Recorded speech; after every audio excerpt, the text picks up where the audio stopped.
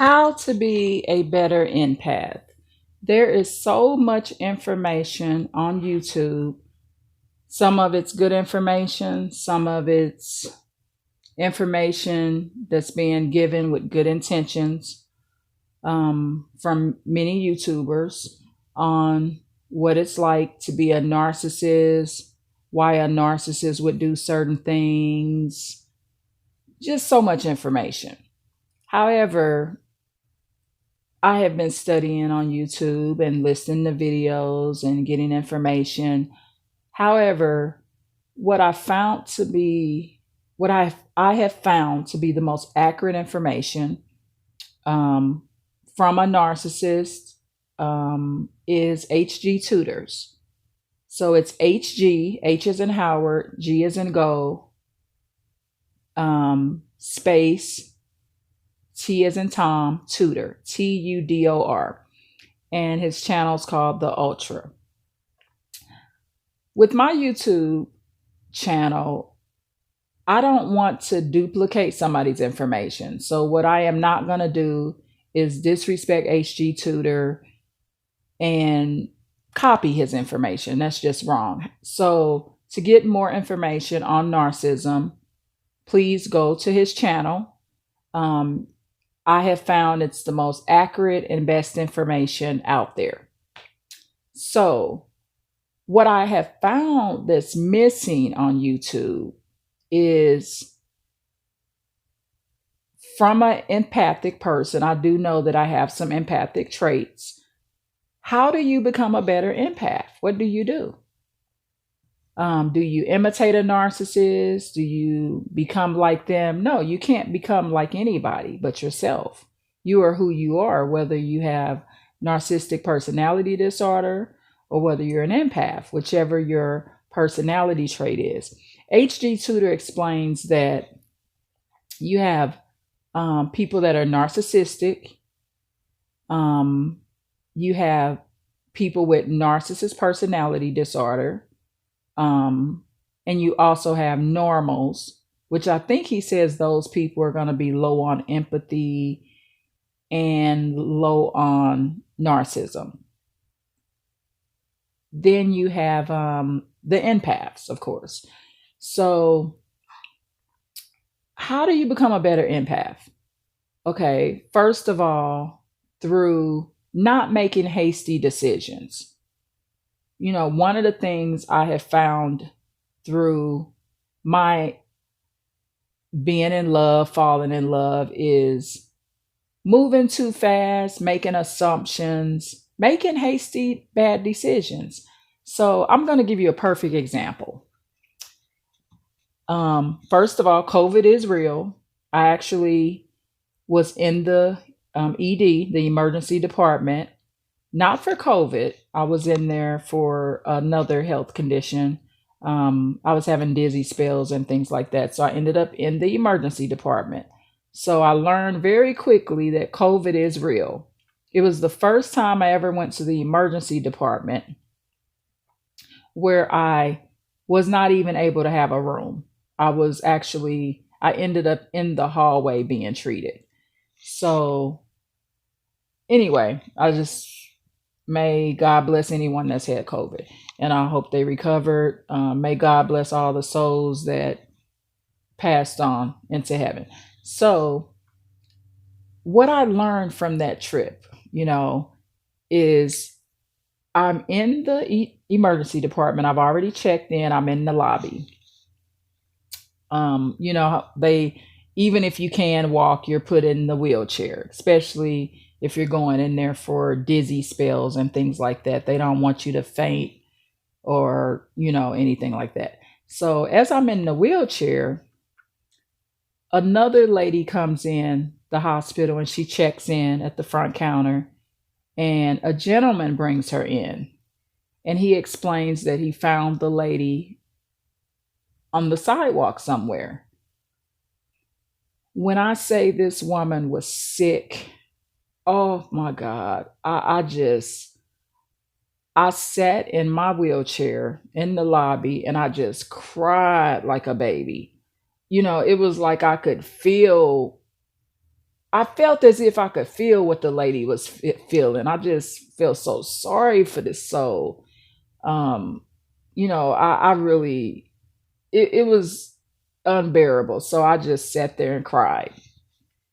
So at some point, as I'm sitting there crying, I had been there for quite a while, over some time. Well, at that point, I had been there for a while already before this new patient comes in the emergency department. So the nurse comes out and she says to me, by the way, we are behind and we apologize, but we're going to try to get to you as quickly as possible. So the nurse asked me, she said, "Are you okay? I see you're crying." I said, "Yeah, I'm fine." I said, "Actually, as long as you need to take, I'm fine." I said, I'm not having a heart attack or anything. I'll be just fine." I said, "However, I'm crying because I'm upset about that lady there that just checked in. I mean, it's just upsetting." So the nurse says to me, "You're very empathetic." So at that point, the red light went off in my head. I said, "Well, I guess I'm not the narcissist." She just acknowledged, that I was empathetic. So the moral of this story is this. As the nurse walks away, remember, I'm still in this wheelchair. So I look down and I notice the footstool that my foot is on while I'm in the wheelchair. And I look down, and so I looked around the wheelchair. My own wheelchair that I was in. And I said, "Oh, I'm in the same situation as that lady. We both in wheelchairs." And so I straightened myself up and kind of got myself together. And I'm like, "You're in the same situation as her. You in a wheelchair. You need to cry about yourself. You need to figure out what's wrong with you." So, once I got home, everything was fine. And I ended up telling my family about it. And they thought it was a little funny that I'm sitting there crying about somebody else coming in sick. And as I'm crying about somebody else being sick, I'm also losing sight. And it took the attention off of myself. So it was almost like I became more empathetic of someone else. And that person became more important than I did at the time. And, crying and doing all that, that's not going to help my blood pressure, which is the main reason I was there. My blood pressure was high. So anyway, to make a long story short, right there, the wheelchair situation is the reason why empathic people fail. Because what they do, everything in the empath's life or the person that's showing empathy becomes just like the wheelchair situation. Somebody comes before you. And most likely that somebody that you may be putting before you is not going to have your back and look out for you in the time of a crisis. They may leave you stranded on the side of the road. So if we can learn